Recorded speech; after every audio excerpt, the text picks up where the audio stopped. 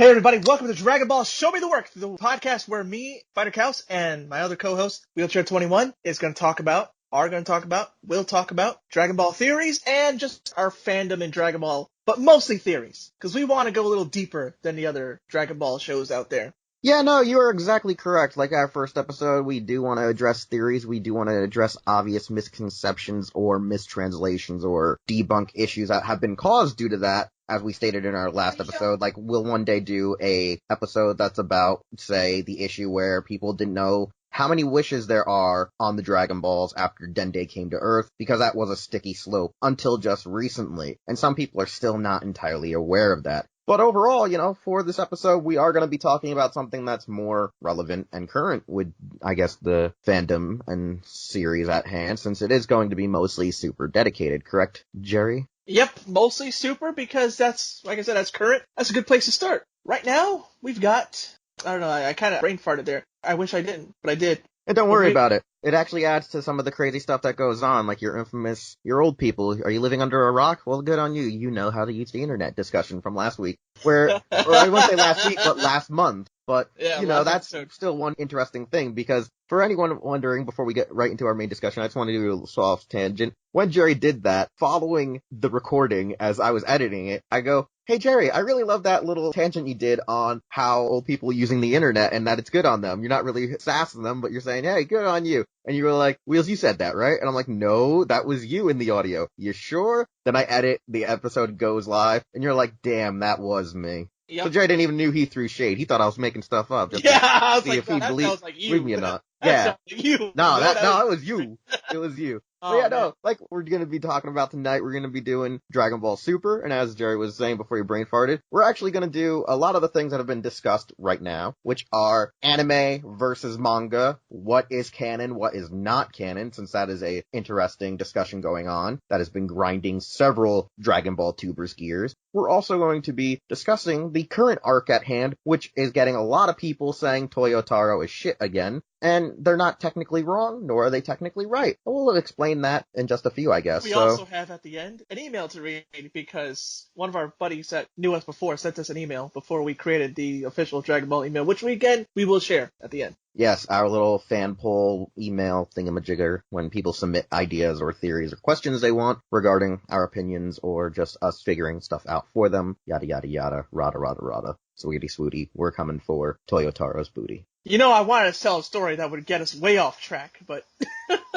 we can keep that one at the end. But so we got the canon of Dragon Ball Super. Do you want to go right into it? Is there anything else you want to talk about Dragon Ball wise? I don't think we got any. You finally got to read them. Yeah, I got to catch up on the manga. At least the arc we'll be talking about in a bit. Yeah, thanks, Jerry. Yeah, you're like, Wheels, let me give you my account. Doesn't give it to me till a week out, because we both forgot that he never gave me the account information to log in to read it. And then it took us an hour to figure out why I couldn't read it, because, like, the system for Fizz is like... The website version is garbage. Yeah, it's like, hey, go to read. I go to read. It's like, do you want to buy the manga? No. And then you were asking me, do you even still have a subscription? I'm like, yeah. But anyways, let's talk about the argument, though, of what is canon in Dragon Ball Super. And here's what we do know. First off, just the facts, and then I'll let Wheels talk more. But here's just the facts, Jack. Toriyama, for each of these arcs, has given Toei and Toyotaro bullet notes to go over what is the main thing that's supposed to happen in the arc. For example, for Zamasu, he said, Zamasu must be fusing with himself.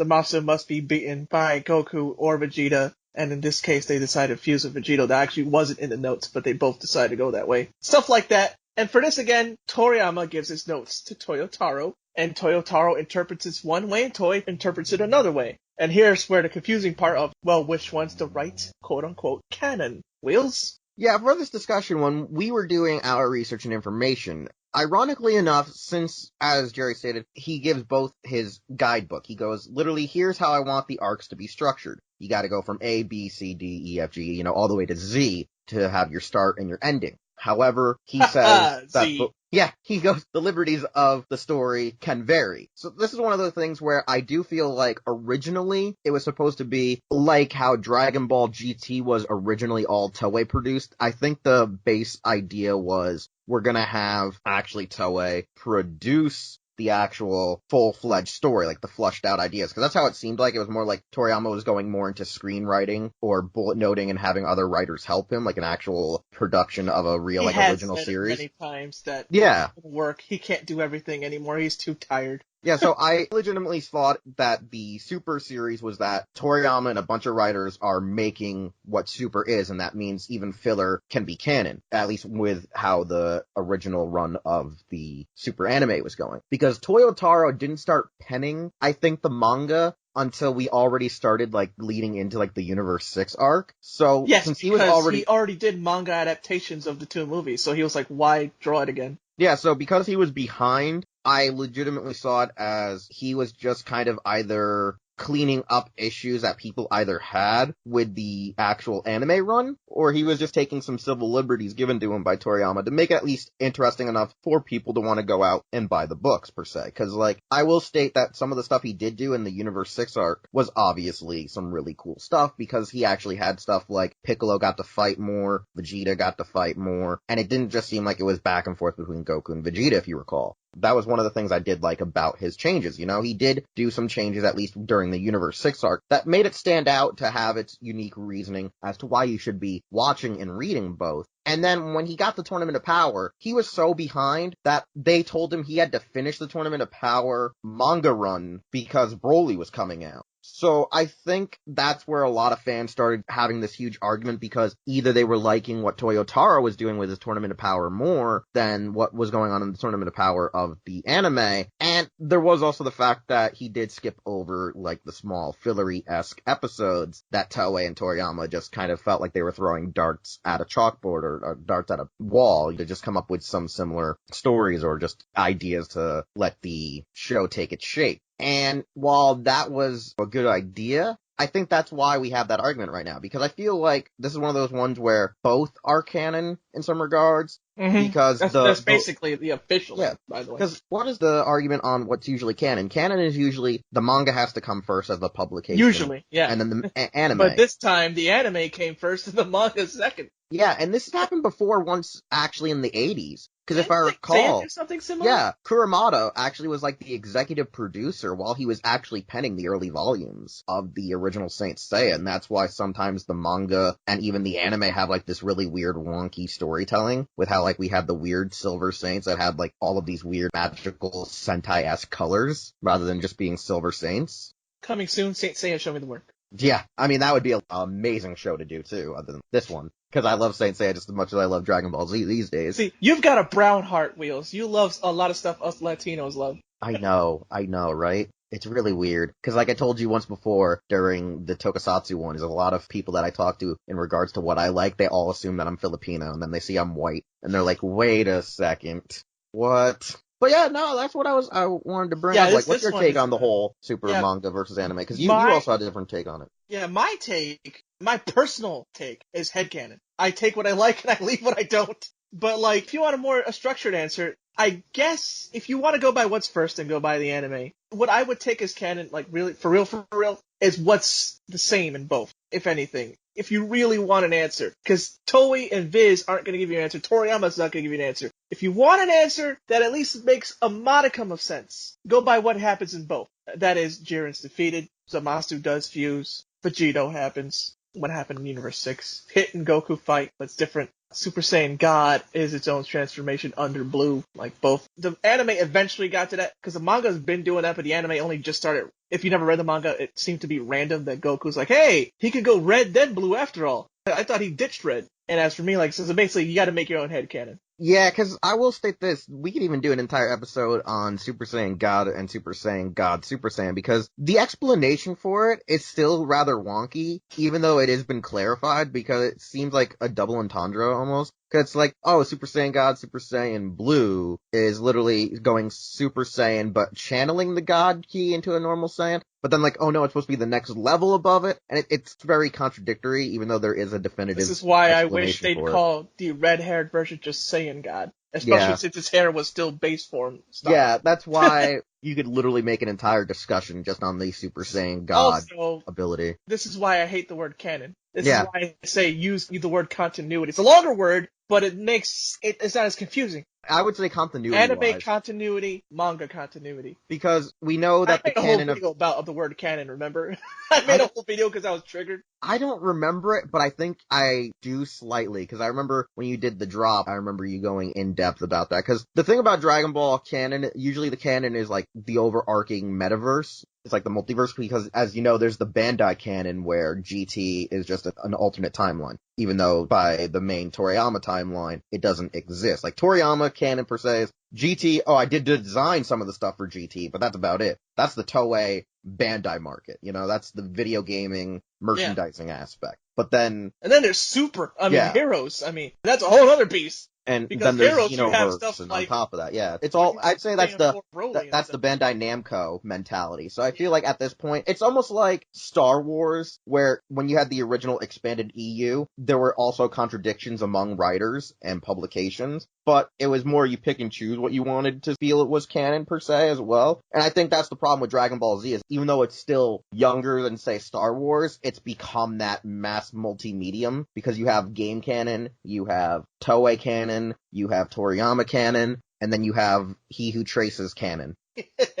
And that's been proven, so Wheels is not even... I'm not even throwing shade, I'll admit. No, I know exactly. he's traced. No, like, yeah, I'd say that's been proven. That's like, he's a good artist when he tries. When he actually puts in the effort, he's really good. He has some really good detail, but there are times where he's doing that since his Toyable days. Yeah, exactly. When he did his AF fan manga. So you want to go to Moro and Miris and all that? Yeah, let me see our time. Yeah, it's probably a good time to do that, since that's why we already hit around a 15-minute mark per se, once we do a little bit of editing and cleaning. But I do feel like, we should probably talk about I have the manga really weird arc. That really weird arc. I'll let you talk about your gripes, and I'll fill in with the facts from having the manga in front of me. I was going to say, you could start off if you want to do a lead-in. Oh, you want me to do the facts? Okay. Yeah, you might want to lead in and talk about this arc, because since I'm more fresher to it. And then you do your opinion part. Yeah, exactly. Whatever.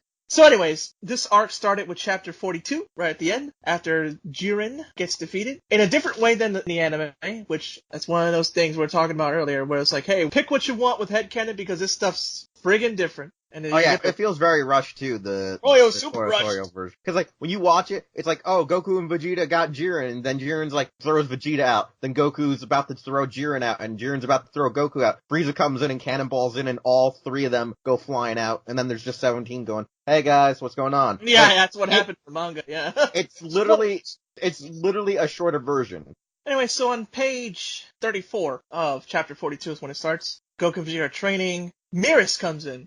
Who's this guy? Shoots at Mr. Satan. Mr. Satan has a gun, but Miris is too swag. Goku pops in. Miris knocks out Goku and Vegeta super fast with a stun gun.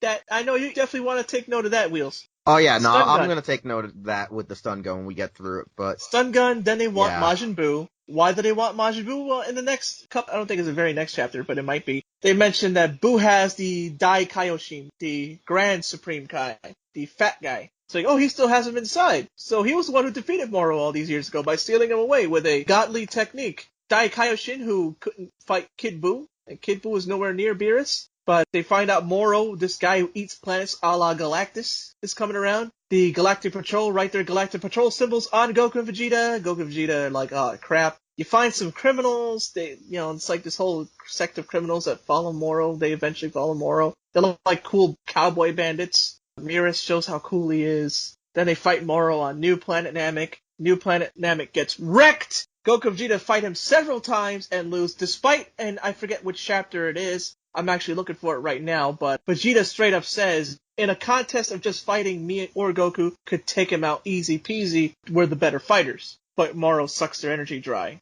Yeah, he literally just pulls up an Android 19, sucks their energy, then he gets wishes on the Dragon Ball. Like, he gets all 3 wishes. And I'm not gonna lie, like, the whole wish game, they actually drag it out pretty well. They do. Revealing what the wishes are, and then the third one's just a giant middle finger, which it doesn't pay off to anything. Also, Miris, that earlier part where he stuns Goku's like, wait a minute, and Vegeta. And I said this before when this manga chapter just came out. I said, how could this happen? And all I got were fanboys going, you don't know what you're talking about. It's cause they're suppressing their power levels.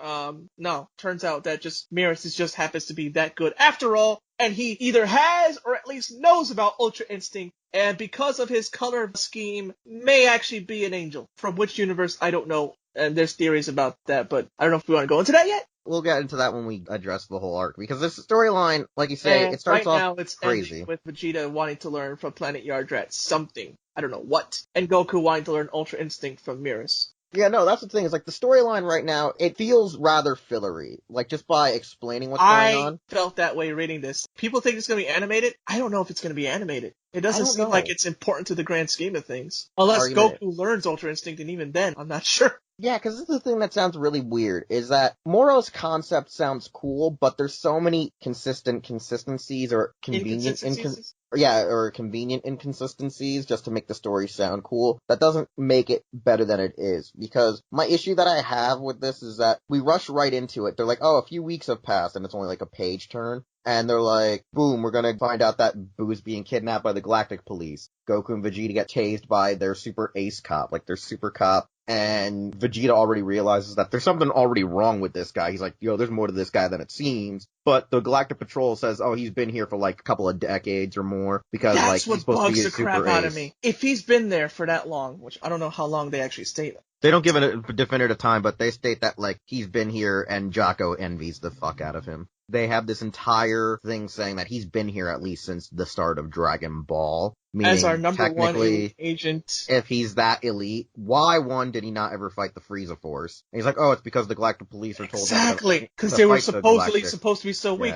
But Mirrors, and I forgot what chapter, handles Goku as Super Saiyan 3 like nothing. Just handles him. We have that inconsistency. That's what bugs the crap out of me. So the theories about him, I hope one of them is true, because at least that kind of makes sense at least, because there shouldn't be anyone stronger than Frieza, let alone strong enough to fight a god. In this universe. Yeah. That was known about. Because Mirrors' explanation seems that he should legitimately have been like, oh hey, Galactic Patrol, we don't need to wait on someone to fight Frieza, I can just do it myself. But then this has to lead into the fact that he could be an angel in disguise, because he has to just play to the part of the universe so he doesn't stand out. Because we don't know what happened to the other angels of the other universes. We just know that they were destroyed and they were exempt from being eradicated because they're the Grand Priest's kid. In the manga, the Grand Priest does say that they are exempt. They say that in the manga and the anime.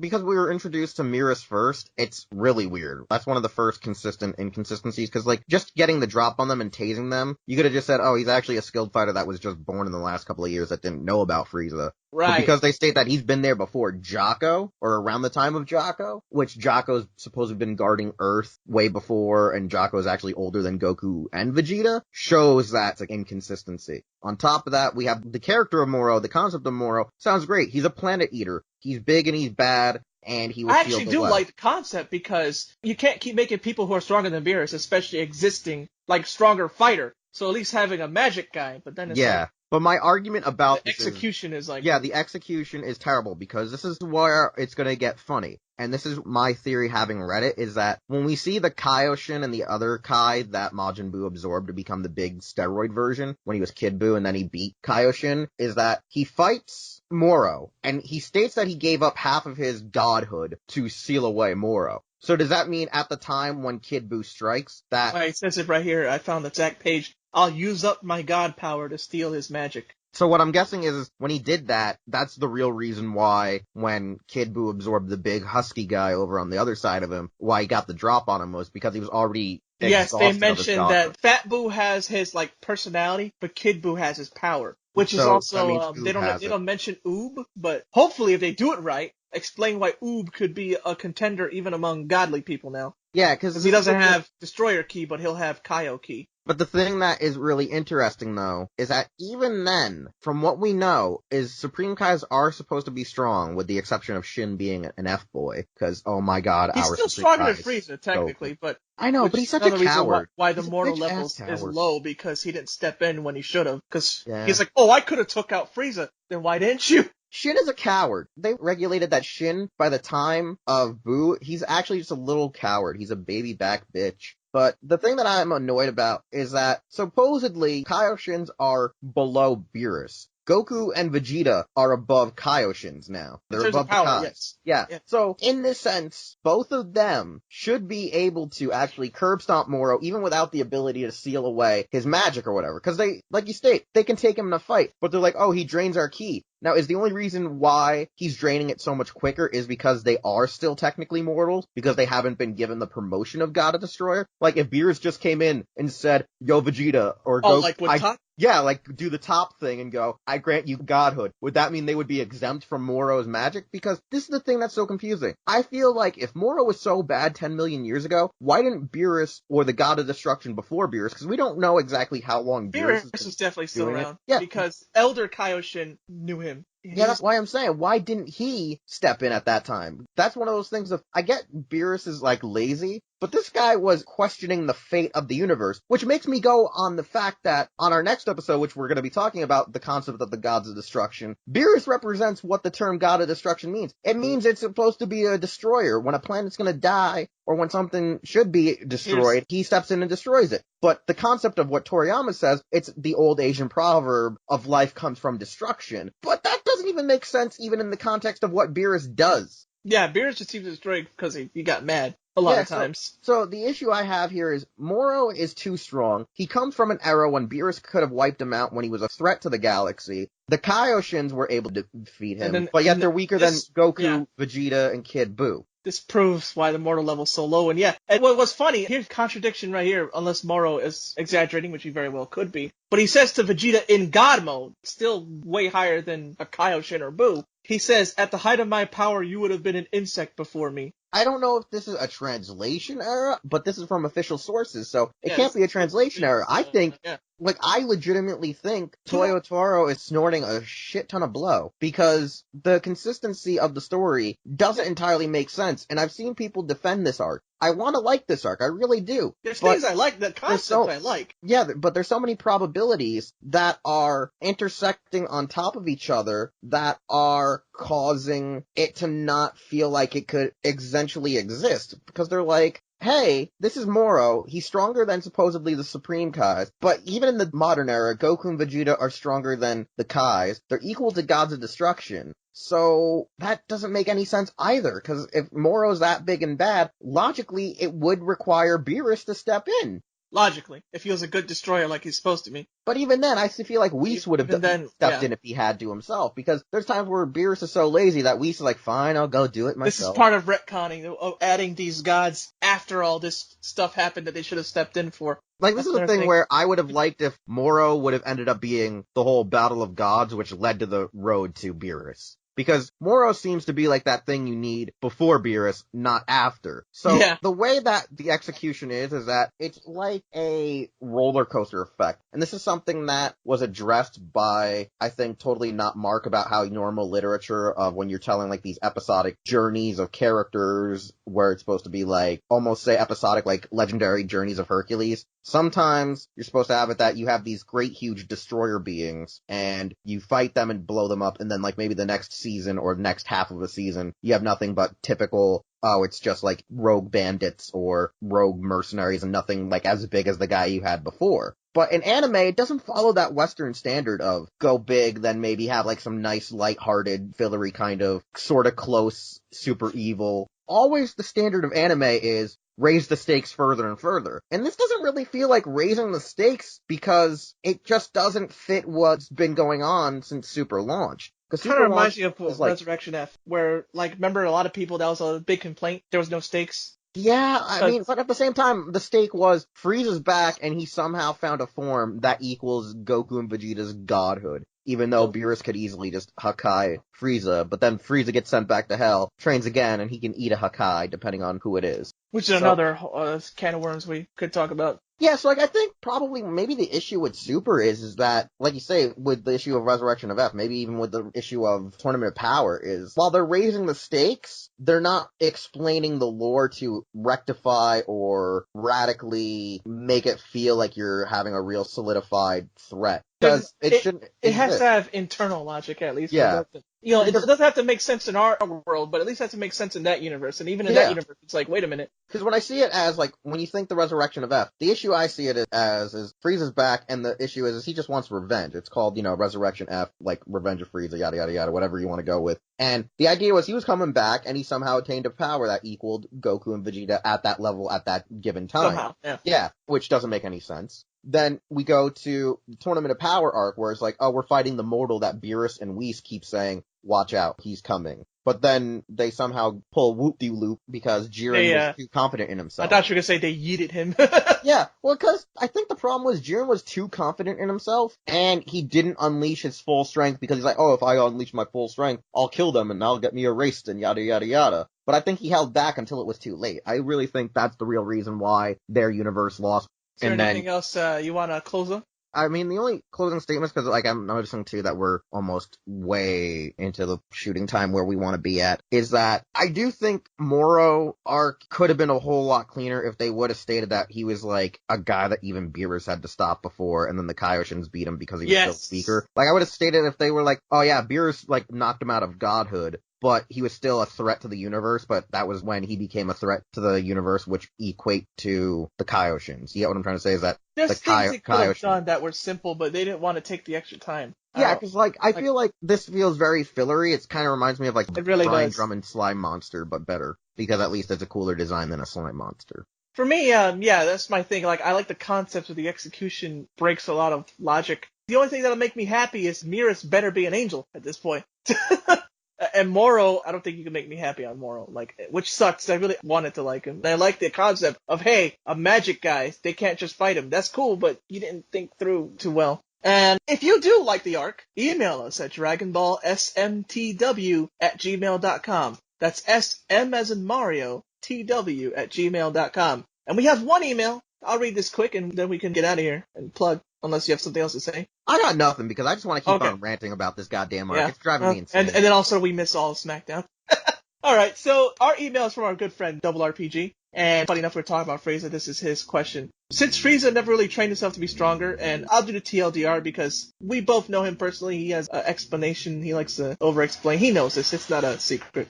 Anyways, his question, TLDR, is how strong would Frieza be if he kept training? And would he even surpass Jiren and stuff if 4 months got him to God level? Yeah, no, this is the thing. You bring up a good point because Frieza did the thing that Vegeta stated in Resurrection F. He stated that the problem was he didn't master the form, he obtained the form and came right to Earth going ha ha ha ha ha ha ha ha ha ha ha. Which Goku told him like, oh, you just came here right when you got it, right? Without training it? It's literally like how Goku said how he had Super Saiyan 3, but he knew it wouldn't work while he was dead while existing on Earth. If he's Super Saiyan 3 while dead, it would work. And then when he got a human body, it sort of worked and it didn't kill his ki that fast, but it still consumed it, like in Z. So, Frieza did that, then Frieza did weird training in Hell, and he got even stronger. So I feel like, honestly, if Frieza's race was constantly training rather than just being born, like they just come out of an egg, however they're birthed, they just come out being godly strong, right? At least by universal power level standards. Then they start breaking that universal standard in going into divinity levels. So Frieza would eventually get really strong if he trained, but at the same time, I do feel like he exponentially is getting too strong than what he logically could. I feel like he has a cap for some reason. That's me. Because all that training in Hell, and yet he still is not as strong as Beerus or Jiren. Yeah, like, I feel he has a cap, but then why is it that, like, Goku and him, like, when they go to blows, it's like, oh crap, it's even. Well, that was before the tournament. Yeah, it's confusing. And I'm saying I feel like that was it, because after that, like, he wasn't even in Broly. Broly was even making him catch his hand. Yeah, which is weird. Is it just that Frieza's lazy too, and he's not actually training? Because you would think Frieza should start training now, especially after a Broly. I have no proof for the cap, except for, like, the little tidbits I've seen. So he might... I want to say Toei, though, is going to be like, of course now, he could be as strong as 2 Beeruses, or something like that. Wow, I accidentally remuted myself. No, the argument I have is that... Don't pull at me. My argument only can be is that Frieza seems to be capped only when the story needs him to be capped. Because there'll be times like Frieza comes back, all of a sudden super strong. Frieza in the Tournament of Power, beats up Disbo. All of a sudden Top shows up, gets capped again. Shows up to help Goku fight Jiren. Somehow doesn't have a cap. Yes, he has a cap. Yeah, but then he doesn't, yeah. I think you're right. He has a cap when he needs one. Yeah, it's called the convenient inconsistency or whatever the term is. Like the trope. The trope is like, it's Yeah, I know inconsistent which one. only for when they choose to. It's like, for when the plot demands it. It's like plot armor of like, oh, why did this protagonist live? Because the plot I demanded it. forgot what they called it. Plot-induced stupidity. Yeah, you get what I'm saying? It's one of the things right now that Super, whether it's the Toei side or the Toyotaro side, is really abusing. It's That's the very thing. much abusing. That's another problem with why these arcs seem weird, is because they're heavily relying on tropes. When Toriyama just gives them notes, and Toriyama's like, jeez, you guys. It's like they don't know how to write without tropes. Writing with tropes is not a sin, by the way. It's their over-reliance, I mean. Exactly, because the one thing we didn't touch about on the Moro arc is the fact that there's this weird thing where there's actual character development going on with Vegeta, but the rest of it all being bogged down because of all the crazy shit that's going on. So all I can say is I feel like this arc could have been so much better if maybe Toyotaro actually had the break in between while they were doing Tournament of Power. Like, if he was able to keep up and do the Broly movie to start doing it, like he had a break, and then he maybe be like, hey, Toriyama, I need some help on this arc. Because I feel like this is just him, all him. Me too. And that's why it's so confusing. Well, alright. We read the email. I told you the email. Again, Dragon Ball SMTW. Which is the same on Twitter. Same for our Twitter. Yep. Dragon Ball SMTW on Twitter. Anything to plug? I guess the only thing I gotta plug really is just if you want to follow me, Wheelchair21, it's Twitter, YouTube, and Facebook, Wheelchair21. You also have on Instagram, Taja_Doyle. And you can check out Show Me the Work, like we said, at Twitter. You have the Gmail. You also have the video version of the podcast up on our YouTube Hero Club's YouTube, which is also Hero Club for Life across social media. And the website is hero-club.com. And then Jerry can finish up with where we're playing currently, like Spotify, blah, blah, blah, blah, blah, yada, yada, yada, and himself. Yeah, right now we're on Spotify, we're on Breaker. We're not on Stitcher or iTunes as of this recording, but by this episode coming out, I can see us being there already. We're on, I can actually tell you the exact ones, Overcast, Breaker, Radio Public, Google Podcasts, Pocket Casts, and Spotify, as of this recording. And you can follow me on Twitter, twitter.com/Fighterxaos. All my social media is Fighterxaos. That's fighter, like how you spell fighter, and then immediately Xaos, all one word. It looks like it says Fighterxaos, but it's pronounced Fighterxaos. And that's me. You find me everywhere on social media and on YouTube, Fighterxaos, except you might have to search it because the URL is different because it was a different name for a couple of years. Oh, and twitch.tv/TheGeekFighters. We'll see you guys next time when we talk about whatever grinds our gears or whatever theories you want to throw us our way in the email or on Twitter. Thanks again for listening to Dragon Ball Show Me the Work. If you like this episode or past releases, please leave a comment, a like, hit our subscribe button, and the bell for notifications. You can also see Dragon Ball Show Me the Work on Spotify and iTunes, as well as please check out our other content here on the YouTube channel, as well as the site HeroClub.com, and follow our hosts, follow the show, and Hero Club across social media. We'll see you all next time.